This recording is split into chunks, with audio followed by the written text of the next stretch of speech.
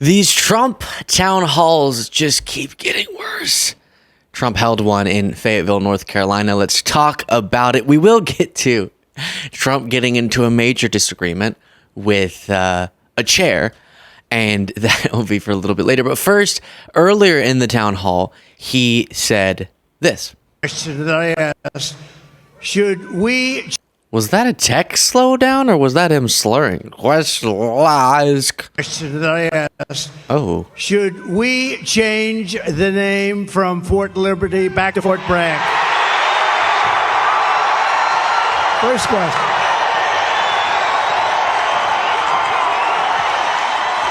Right? So here's what we do. We get elected. I'm doing it.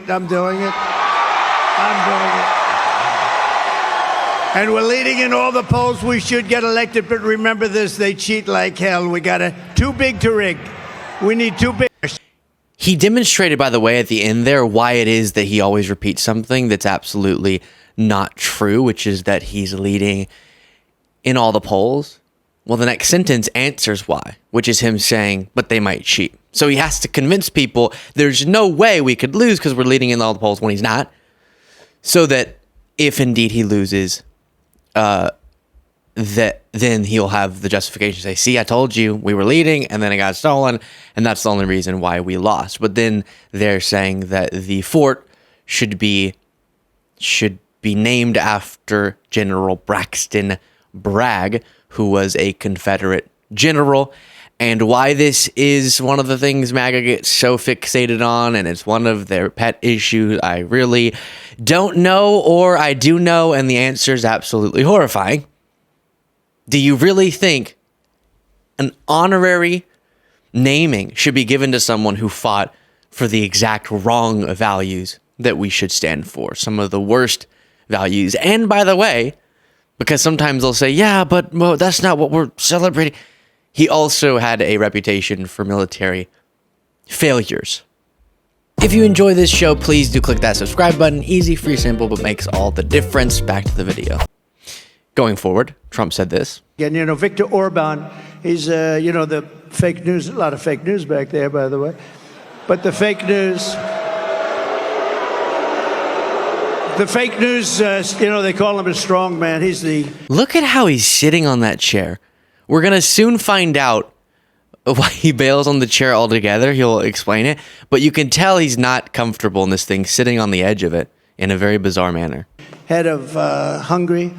And we have, and he's, very strong guy, very tough guy. But, more than anything else, a very smart guy. And they said, why is the world blowing up? You have the Middle East is blowing up. You have Russia, Ukraine. That could lead to catastrophe. You talk about nuclear weapons. That could be a total catastrophe. Why is it? He said, if you put Trump back in the White House, it's all going to end. You're going to have peace. We had 4 years. We didn't have any wars. We didn't have any terrorism. We didn't have... That is all false. Anything. And I won't tell you exactly what he said. Maybe I will. He said because they were afraid of Trump. I don't want to be the one saying that, but they were probably afraid of me because they think I was crazy. And that's a good thing to think, right, soldier? And of course, Trump is obsessed with the accolades of someone who, again, contradicts, as I said before, the values we should want to stand for. He thinks it's such a compliment that an authoritarian like Viktor Orban likes an authoritarian like Donald Trump and thinks Trump could fix everything when that is not backed up by evidence. Then Trump lies about this again. Kamala should be here. She shouldn't be anywhere else. And they're missing $1 billion that they gave to migrants coming into our country. Some of them are murderers. Some of them are drug dealers. Some of them, many of them. Look at him wiggling around on that chair. Oh, we're getting close to my favorite part of the town hall. 13,099 murderers came into our country during their 3.5, and we're missing $1 billion they gave them to the migrants that came in. And now we don't have the money. We'll do it. So he's been lying. He's been lying over and over and over again about this because it's more important for him, as we talked about before, to exploit a crisis for political reasons than to just make sure we're being honest and setting politics aside and caring about the one thing that matters here, which is helping the people impacted. But instead, it's all about politics for him. And with this FEMA talking point, the fund allocated by Congress to FEMA for disaster response and relief, it has not been spent on undocumented immigrants under Biden. But interestingly enough, Trump did take from that fund to spend on migrant-related border policies. Projection. But no, lie, just like how he lied about Biden's handling of the hurricane more generally. But everything comes back to undocumented immigrants. Then here's Trump deciding, you know what, I can't sit any longer. This is not working. I'm wiggling around on this thing, and this chair needs to go bye-bye. I think I'm going to stand. This chair is the most uncomfortable chair I've ever. First of all, it spins. And the one thing I don't want is to fall on my ass, because that will be the only story. They'll say, sir, you did great. He really is slurring and speaking strangely. That'll be the only story. That will be the only story. They'll say, sure, you did great. Too bad you fell. That would be the only story. So I'm not sitting in that sucker. I think it's a booby trap. That was put there by Kamala.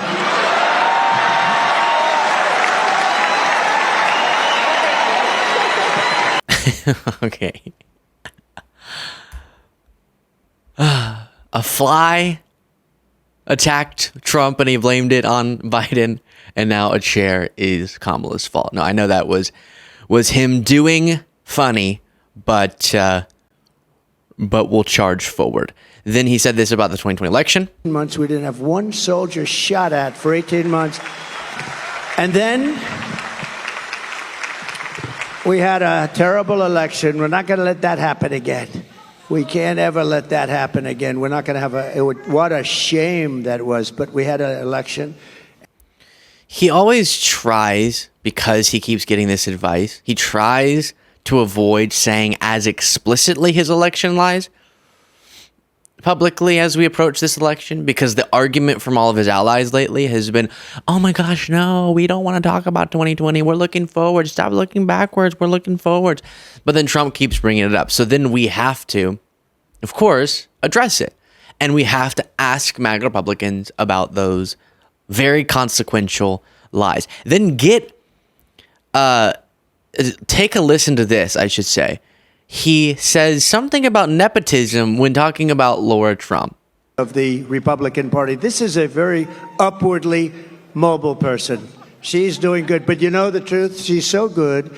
I'm very conscious of, nepotism. But when I did with her, I recommended her. All I did was recommend, and everybody couldn't believe she was even doing it. She is really a person that's incredible. She's respected by everybody. They love her. She comes from here, and yeah, he's very conscious of nepotism, meaning he loves it, and he does it constantly, but he's very conscious of it. Then the Congresswoman Anna Paulina Luna, who was hosting this town hall, pushed the same lies about the hurricane. Mr. President, to follow up on that, because the media is here, I do believe that they've intentionally, and this is my opinion, not helped out those residents because it's red communities that are impacted. Let's call a spade a spade. Do your job and do better. It was Trump who had to be convinced to give funds to, if I'm remembering correctly, California residents after a natural disaster. And the way he was convinced was his staff showing that even though it's California, a lot of his supporters live there still, even though he loses the election there.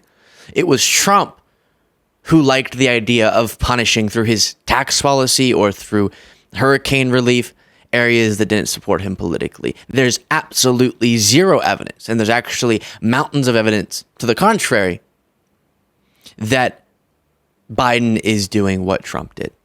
And the evidence does show that Biden's doing the exact opposite, setting politics aside, as is Harris, for the sake of people, human lives in a time of crisis. That's what a Trump event looks and sounds like. Let's check in on Vice President Kamala Harris, who did not hold any punches, saying this. And Michigan, let us be clear. Contrary to what my opponent is suggesting, And actually, before that clip, if you'll cut away, Jaden, there's an explosive moment from this same rally, and I played for you the wrong clip. So let's see if while we're still here, I can pull it up, where she says something, I think because she's trying to get the media to cover this clip I'm about to play for you so that Trump will get really upset and bent out of shape as he did based on the rally jokes. But here it is. making Donald Trump one of the biggest losers of manufacturing jobs in American history.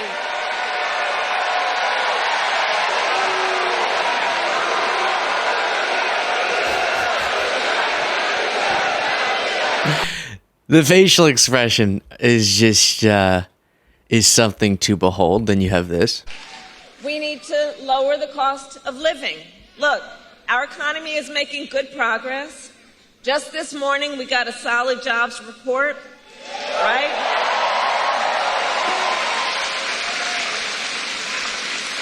Over 250,000 jobs created last month. Unemployment fell. And just a few weeks ago, the Federal Reserve cut interest rates, which helps.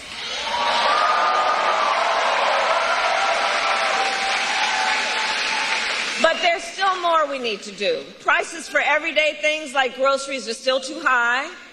You know it and I know it. And I have a plan on lowering costs on everything from healthcare to groceries, including taking on corporate price gouging. And this continues, but for the sake of time, I'll stop it there.